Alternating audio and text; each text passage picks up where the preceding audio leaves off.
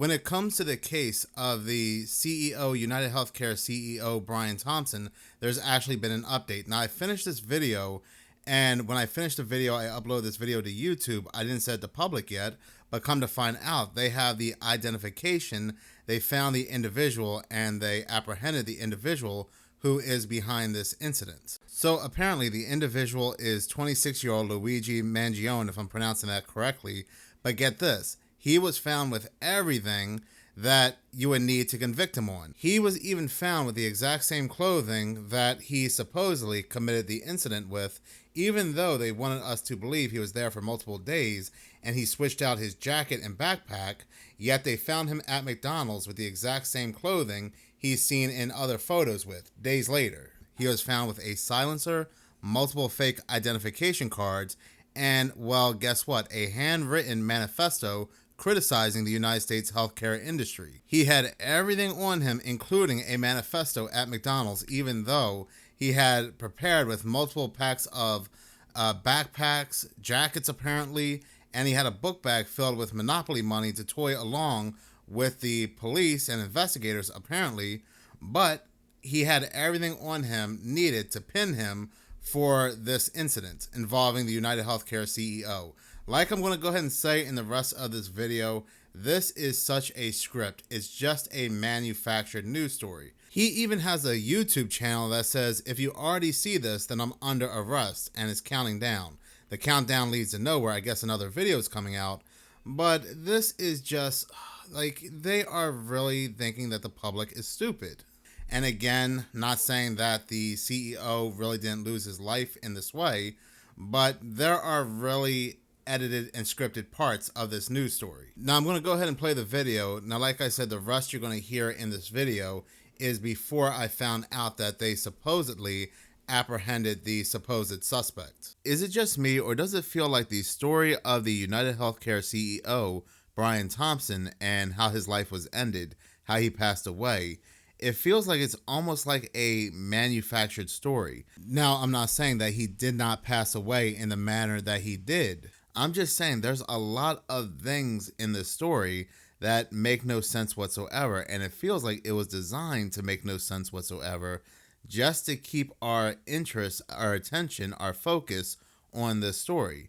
And it's not just this particular story here, but a couple of other news stories that feel like they are being manufactured as they go along. Another example would be the drone story, the drones over New Jersey, the drones over Air Force bases that you hear me talk about quite a bit on this channel because, again, nothing makes sense about that story. The story is so mysterious and designed to be interesting. Like I said, you just can't help but talk about it. We have these objects that do look like drones, that do look like planes, that have lights, they're making sounds. They're described to be drones, but the FBI, the military, they say they cannot bring them down. They can't stop them. They can't track them, even though they are flying over restricted airspaces. They're flying over Air Force bases. They're scaring the residents. They're stopping medevac helicopters from landing in certain areas and helping car crash victims. But the FBI says we really need the public's help in stopping these drones.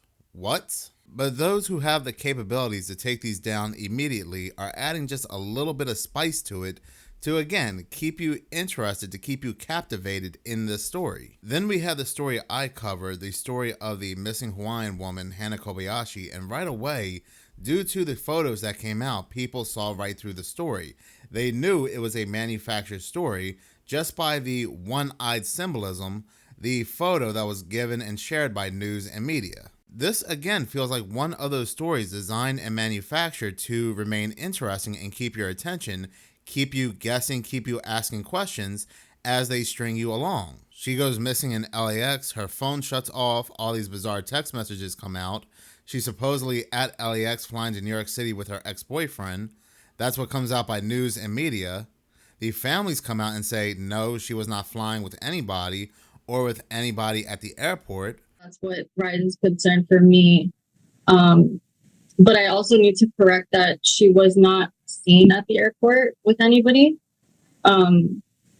So I'm sorry, I just heard that now, and I wanted to correct that from whatever standpoint you guys have. Yeah. Yeah, there's been a lot of different reports that have come out and things that have been said that aren't true and different, all sorts of stuff. And then Her father goes out to look for her. Her father loses his life at the same exact airport that she goes missing. Come to find out, she was supposedly in Mexico the whole time. And if you listen closely to one of the interviews, the police have been aware of this the whole time. And you're supposed to ask yourself, well, why didn't they tell the family before the father went out to California? Like, the whole story just feels so strange and mysterious to keep you invested, to keep you watching, to keep you focused as to see what's going to happen next. Nothing makes sense, and again, it's not supposed to. Because if it were to make sense, many of us would start getting bored of the story and stop being distracted from whatever they are distracting us from. But going back to the news story of the United Healthcare CEO Brian Thompson, again, like with the other stories, there are things in the story designed to keep you interested, to keep you focused, to keep you saying, this doesn't make any sense whatsoever. When the story first broke out, we were shown the suspect wearing a different book bag and jacket than what they're seen wearing in future photos. Now, it's fine, right? This isn't really a conspiracy because, yes, they said that he was there for the course of 10 days or over 10 days. So he could have a different backpack. He could have a different jacket. I mean, it's not outside the realm of possibility that he had a second jacket or a second book bag with him. But we do have news come out saying that it was indeed the same jacket that he wore at the scene of the crime. I want to pull him up there on your screen because you can really see this guy's face now. The New York Post is reporting that those photos were taken at a nearby hostel where they believe this gunman was staying. As you mentioned, he's got that green jacket on and the black mask pulled down. That matches what he was wearing the morning of the shooting just yesterday when he was his father of two and husband. That was exactly the jacket. And then you can see him there, too, where the hood's pulled down a little bit and he's got a backpack on. Back out here live. But it's not just Fox News. It's other news agencies as well, like the New York Post, among others, making sure they emphasize on the fact that it's the same jacket. Did you hear how she emphasized the jacket? To make sure you heard. Just so you can say to yourself, no, that's definitely not the same jacket. Whether he changed it later or not and had a second jacket on him, that's definitely not the same jacket. Matter of fact, that does not look like the same person when the photos initially came out, but that's definitely not the same jacket. Matter of fact, to prove my point, let's go to the comment section of this video. You have people that are saying, I think we can all agree that's not him. Yeah, the jacket is completely different, not the same hood, and not even close on the backpack. Why are they saying, is this guy, I wonder? Different jacket, different backpack. Yeah, not sure that's him at all. Exactly, not the same person. Just to take a regular dude to convict guilty, that's not him. Now, I mean, a lot of people are saying this. We're going to go ahead and look at a couple more comments. This comment here got 297 likes. This person says, not the same guy. The gunman had a windbreaker and light colored backpack and would not be wearing it around town. And no front pockets. For F's sake, the journalists, please do your job and not just be mindless parrots. The coffee shop guy has a regular jacket with a hood and a dark strap backpack. And again, this is so true. All these different news agencies, all these different outlets who are all controlled and operated by the three-letter organization anyway, but they're all saying the exact same thing. They're all saying it's the same exact jacket as what was seen at the scene of the crime when the first photos came out. And people are saying, no, it's not. There are people out there that even believe that the first photo that came out of the suspect, their face looks completely different than what has now come out. The suspect now has longer eyelashes, has thicker eyebrows, and when they take their mask off and they're smiling, some people are even saying that this could be a female, and I can see that. I can see where there can be a confusion in the gender. Again, it just feels like one of those stories designed to sow confusion. And then we keep having these photos come out where we can clearly see their face up close. Like this photo here where they're in a cab and it looks like a professional photo, like they're taking a selfie. Now, and again, I'm not saying that the CEO did not pass away in this manner. All I'm saying is maybe the powers that be, certain agencies that are behind these stories, these manufactured stories, already have this individual behind bars. They arrested him or took him out. and they are just, stringing the story along, expanding on the story just to keep our focus on it. For instance, here's another good example. Like those billionaires who went underwater to explore the Titanic, and we were focused on this story for, I believe it was like over a week or a couple weeks, thinking these people were still alive. News stories came out where they said they heard this mysterious banging underwater, and they believe that these passengers are just stuck and they're lost somewhere, and we're thinking maybe they're lost out in sea. Very horrific situation, that they're facing hunger, they're facing insanity and so forth, and they're in this small vessel. But all this time, for a couple weeks while we've been focused on this story, thinking they just, were lost at sea somewhere, the Navy knew that same exact day they went underwater, they heard the implosion. The Navy already knew that vessel had imploded. So if the Navy heard the implosion that same day, why didn't they tell anybody? Why didn't they tell news and media? Why didn't news and media tell the public after hearing this from the Navy? Because that's not how the game works. The game is designed, again, to keep you focused and interested. If you knew the ending of a movie, you really wouldn't be that interested in the movie. You would already know the outcome. That is why people do not like spoilers. But talking about movies in Hollywood, there's even a movie connection that certain channels are making when it comes to the whole United Healthcare CEO incident. And it has to do with the movie Smile 2. It all has to do with people ending their lives while smiling, people who have this curse. They pass on the curse to other people who witness them ending their lives, and these people now witness other people smiling in a very sinister and scary way. What's very interesting and channels are talking about is the fact that the movie, it does take place in New York, and there's a scene where the main actress who has the curse, seeing people smiling, she's wearing a hoodie at a hotel and she's waving a gun. And again, she's seeing people smiling, and the suspect behind the whole CEO incident, they are now naming the smiling suspect. Now, if you believe the whole Hollywood angle, the predictive programming, the psyops coming from Hollywood, these scripts are just too far out there to believe, there was another very interesting news story that captivated the public. 3 friends who froze in their backyard, 3 Kansas City Chiefs fans. It was so strange, bizarre, and mysterious, where we all had our attention focused on this story. We're all coming up with different theories.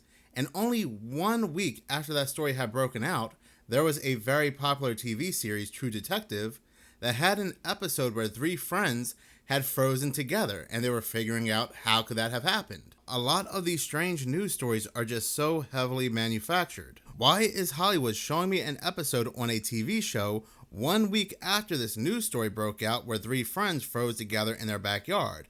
And look, this TV show, this episode, even has the same exact number of friends frozen together. That must be one big eerie coinkydink. Well, there were a lot of eerie coincidences between 2023 and 2024. How many coincidences do we actually need before we say something's just not right here? And again, I want to make it very clear. I'm not saying that the CEO here did not lose his life. I'm not saying that. But again, what I'm saying is that it feels like there's a script at play here, a Hollywood script used to extend these stories just to make them mysterious and strange, and again, to keep your focus on these stories. So again, I just don't want to make that clear for people who are watching this video, but also YouTube, who may believe that I'm saying that this incident didn't happen. Did it happen? I don't know.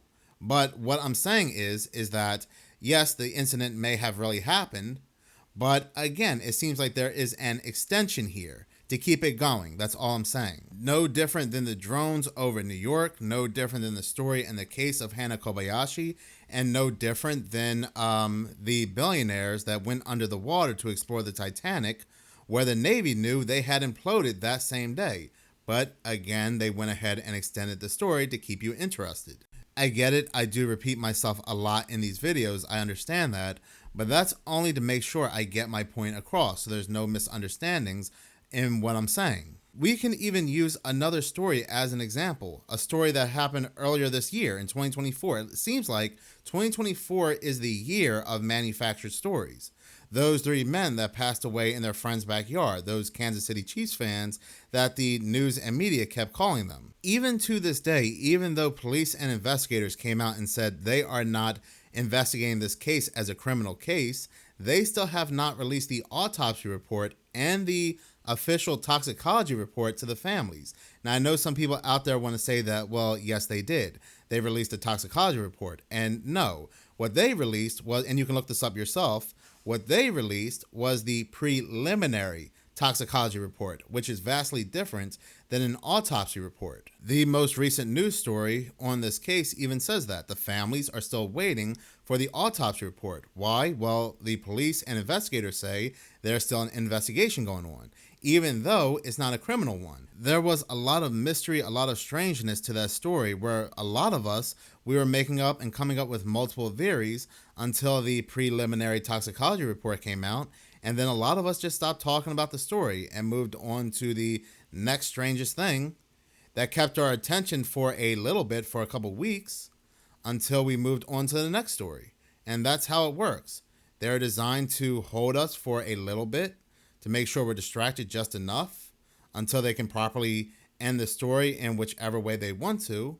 And then they present us with another very strange story that makes no sense whatsoever. It just feels like everything is one big script. But anyway, thank you so much for watching. If you like this channel and you want to see more, please subscribe. If you're already subscribed, please like, as any engagement does help the channel grow. Once again, thank you so much for your support.